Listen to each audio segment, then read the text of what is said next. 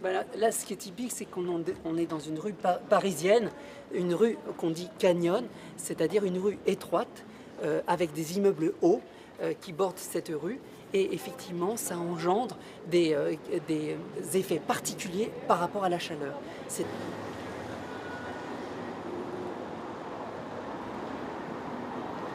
Les façades vont être en alternance ensoleillées, et donc elles se chargent en chaleur. Et puis la nuit, par contre, lorsqu'il n'y a plus d'apport de soleil, eh bien, cette chaleur va être restituée par ce type de rue et va créer un problème, c'est-à-dire la rue va avoir peine à se refroidir.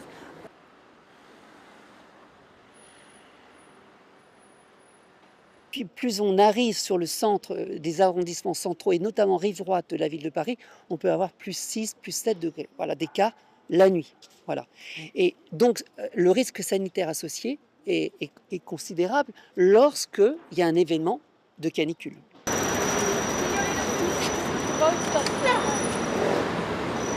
Maintenant, on parle aussi de facteurs de vulnérabilité.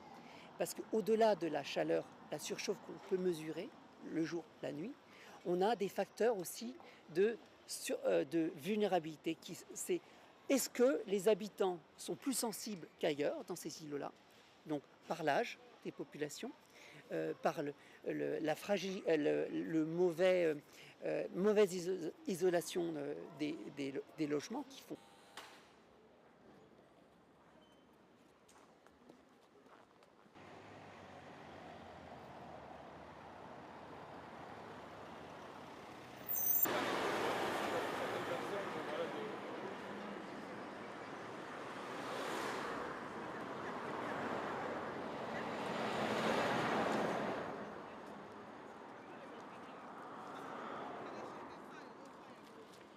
Et c'est un grand îlot vert, un cœur d'îlot vert de ce nouveau quartier qui est sorti de terre sur des anciennes tissus ferroviaires de la SNCF, et qui a plusieurs qualités d'ombrage, de ressourcement, de gestion aussi de l'eau, de l'arrosage, et qui permet effectivement d'être un abri climatique pour les populations lorsque elles souffrent chez elles d'un confort thermique prononcé.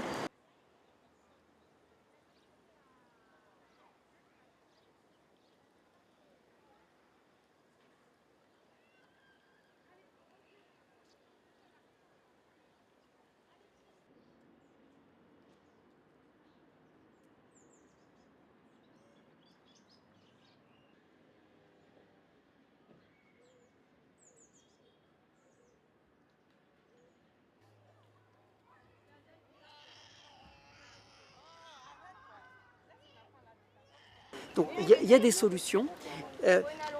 En certains endroits, ce n'est pas possible de remettre de la pleine terre, de la végétation, et donc on va penser à des solutions peut-être techniques, comme les volets.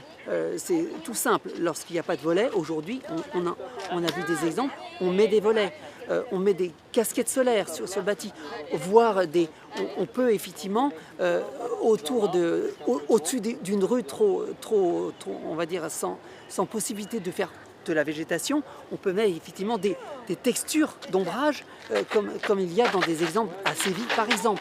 Donc